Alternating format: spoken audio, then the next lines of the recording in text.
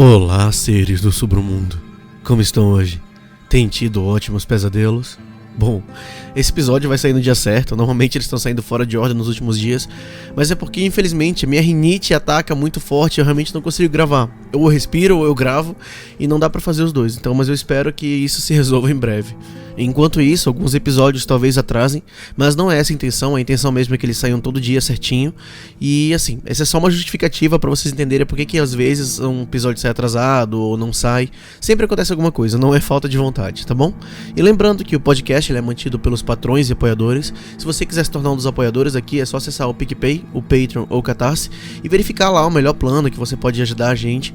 E lembrando que os planos são bem baratos, é equivalente a um lanche do McDonald's, e você tem acesso ao grupo exclusivo dos patrões, também tem acesso a um episódio a mais por semana na segunda, e também alguns mimos e coisas extras que só os patrões recebem, tá bem?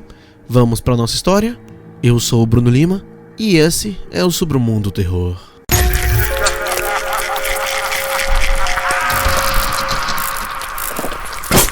Submundo Terror.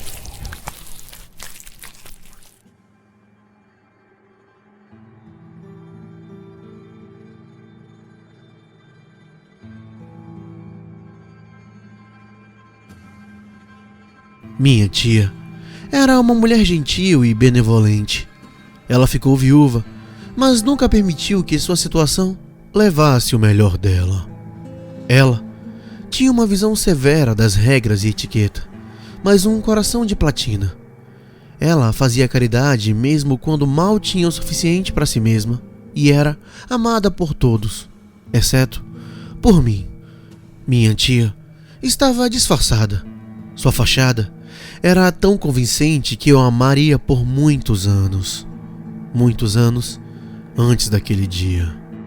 Antigamente, eu costumava visitar a velha casa de minhas tias à beira-mar e sempre ficava emocionado com a oportunidade de ir até lá. Ela era idosa, mas sua casa nunca foi entediante. Estava cheia até a borda de bugigangas e álbuns de fotos. Alguns na cidade a chamavam de acumuladora, mas ela sempre preferiu ser chamada de colecionadora. Uma colecionadora de memórias, ela costumava me dizer quando nos sentávamos perto do calor do fogo, que sempre berrava em sua gaiola de pedra. Eu me sentava no chão acarpetado e ouvia em silêncio enquanto ela contava histórias das aventuras de sua juventude. As histórias de minha jovem tia se chocavam fortemente com a figura frágil que eu agora via balançando para frente e para trás em sua cadeira. Eu estava viciado em suas histórias e não a deixava me levar para minha cama antes de ouvir pelo menos uma. Ela também me deu liberdade em sua casa e havia muito para explorar. A casa dela foi construída durante os anos de proibição da bebida e o antigo lugar foi equipado com vários cantos e fendas e um cômodo ou túnel escondido ocasional. As salas secretas estavam sempre empoeiradas e cheias de relíquias de anos anteriores. Sempre que eu perguntava a ela sobre uma tampa de garrafa ou um plano de ação que encontrava espalhado pelo chão dos espaços de armazenamento escondidos, ela apenas me dizia: "Oh, querido, você me conhece, eu nunca jogo nada fora." Então, ela ria e me mandava embora com um sanduíche ou uma maçã na mão para brincar um pouco mais. Eu disse antes que ela me deu um espaço livre em sua casa, mas para ser honesto, isso não era totalmente verdade. Havia um lugar em que ela me proibiu de entrar. "O porão é muito velho e perigoso, querido. Você nunca deve se aventurar lá, entendeu?" Eu sempre sorria e concordava com a cabeça antes de partir em uma outra aventura. Não que eu esquecesse o porão.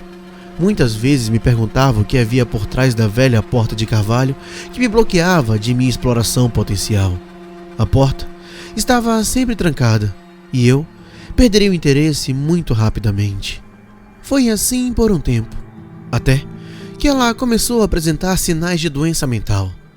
Ela começou a esquecer coisas, pequenas coisas no início, onde ela deixou as chaves ou que já havia comprado ovos do dia anterior. Ela ainda sorria apesar de tudo e muitas vezes dispensava seus problemas dizendo um simples "bobo, minha cabeça tá cheia de pedras", embora ela nunca tenha esquecido seu mantra: "Eu nunca jogo nada fora." e continuasse me contando as histórias ligadas a cada objeto de sua coleção.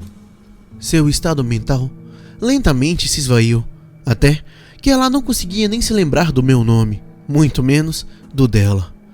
Eu estava com meus 20 e poucos anos nessa época, mas continuei a visitar minha querida tia até o dia em que ela finalmente morreu de sua doença.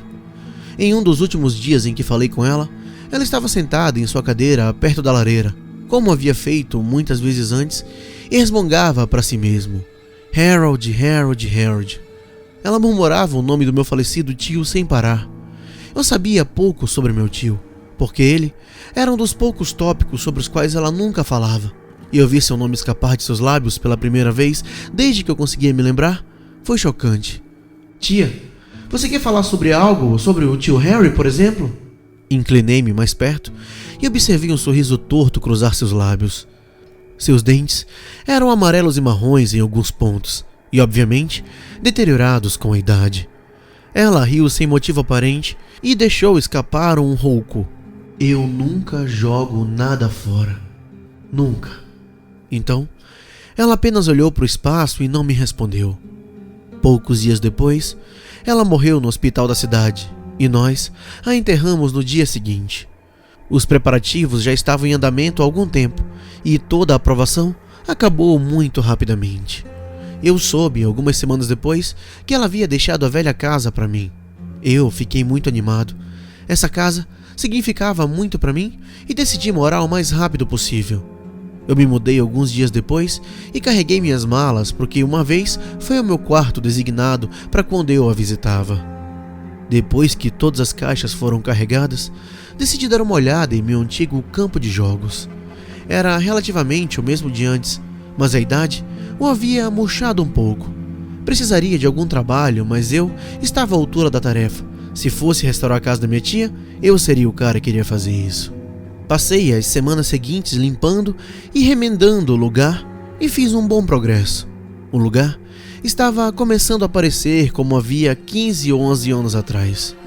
Suas bugigangas ainda enchiam todas as prateleiras e mantos da casa, e era assim que eu queria deixar.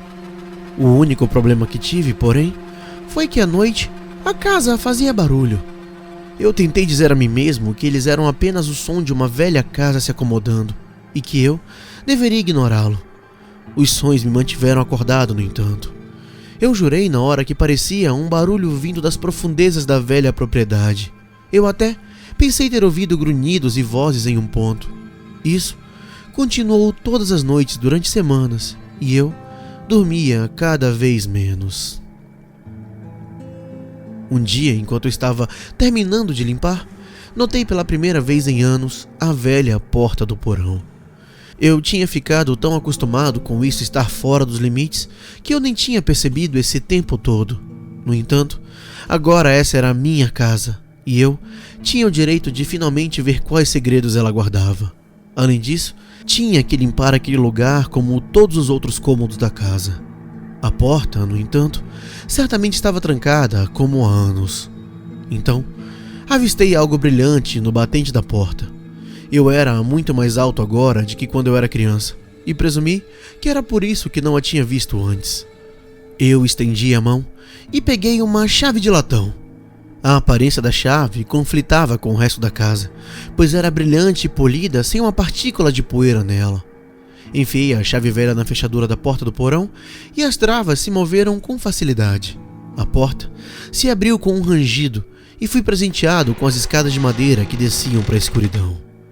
Eu apertei o interruptor de luz na parede, mas um fusível deve ter explodido, porque eu ainda estava olhando para um buraco negro. Corri e peguei uma lanterna em minha bolsa de ferramentas, e logo fiquei aliviado ao descobrir que as baterias ainda estavam funcionando. Direcionei a bola de luz branca para o porão e vi que as próprias escadas pareciam como se a poeira tivesse sido espalhada e o corrimão havia sido limpo. Desci as escadas e acendi minha luz de um lado da sala para o outro. A sala estava cheia com o que parecia ser um equipamento científico antigo.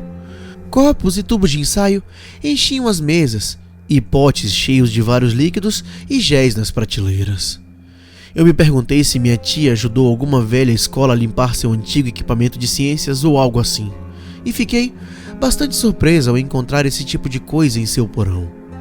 Havia outros potes nas prateleiras de trás que pareciam conter algum tipo de tecido orgânico. Acho que provavelmente era de rãs ou feto de porco, como aqueles usados nas aulas de ciência do ensino médio às vezes. Então, minha luz pousou no que parecia ser uma grande caixa preta no meio da sala. Estava trancado e pude ver um pouco de poeira havia caído sobre ele. Por fim, concluí que minha tia devia vir aqui regularmente quando eu ia dormir, porque alguns desses objetos não foram deixados sozinhos por tempo suficiente para acumular poeira. Fui até a caixa e dei um chute leve. Talvez fosse algo das viagens dela, ou talvez fosse apenas uma trouxa de roupas velhas que ela guardou para um dia chuvoso. Quando chutei a caixa, ela se moveu. Ela não se moveu da mesma forma que um objeto inanimado se move quando uma força é aplicada a ela, mas como se algo tivesse se movido de dentro. Eu chutei levemente novamente e ele balançou mais violentamente dessa vez. Eu pensei ter ouvido ruídos vindo do misterioso objeto preto. Os sons pareciam de natureza desumana e eram principalmente grunhidos e gemidos. A caixa estava tremendo mais violentamente agora, e eu presumi que algum animal tivesse ficado preso nela. Meu coração estava batendo forte e meus olhos estavam arregalados. Eu podia sentir minhas palmas ficando úmidas e o suor escorrendo pela minha bochecha. Toda essa experiência foi tão estranha, tão bizarra, que eu não tinha ideia de como lidar com isso. Eu vi que a caixa estava trancada com uma fechadura deslizante e caminhei cautelosamente em direção a ela.